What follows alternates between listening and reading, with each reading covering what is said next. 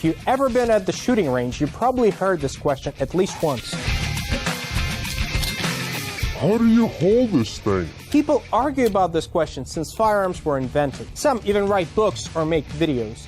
Today, we're going to try several most popular variants and see what results we're gonna get. The test will be very simple. We have several targets at 10 meters. We're gonna shoot short bursts. Why bursts? Why full auto, you would ask?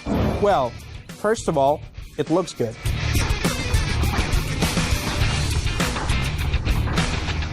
Second, holding on to a gun during fully automatic fire is definitely the hardest thing that you might have to do. And third, there is an application, there is a time and place for fully automatic mode, but this is not what this video is about.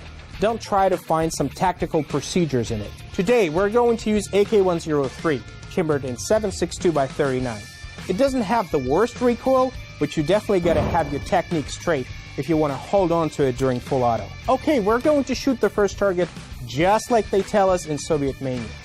All the proper techniques from 1950s.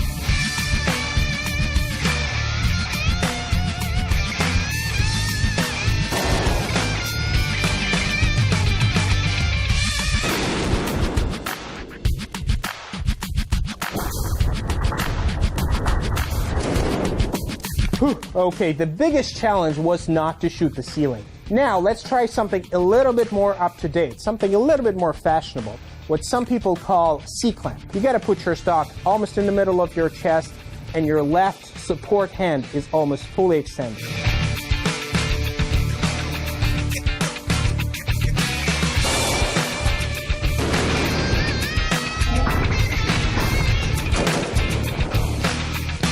I used to shoot like that many years ago, but not anymore. It would be interesting to see the results. Now, let's try something really unique. A shooting stance invented by Alexander Petrov. What makes it unique, you would ask? From a shooting technique standpoint, nothing. Masad Ayub used exactly the same stance in his video. What is unique is that the guy actually patented the way he holds the gun with his hands. That is something really unheard of. Hopefully, I'm not gonna commit any copyright infringement right now.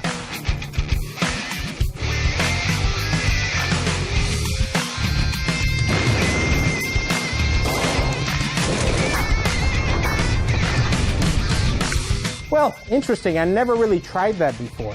And it takes quite a bit of time to actually get into this very low stance. And now, I'm just gonna shoot the way I shoot.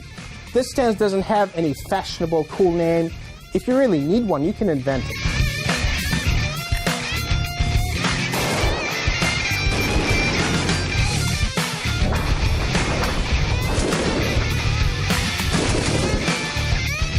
Now, we can look at all four variants and compare them.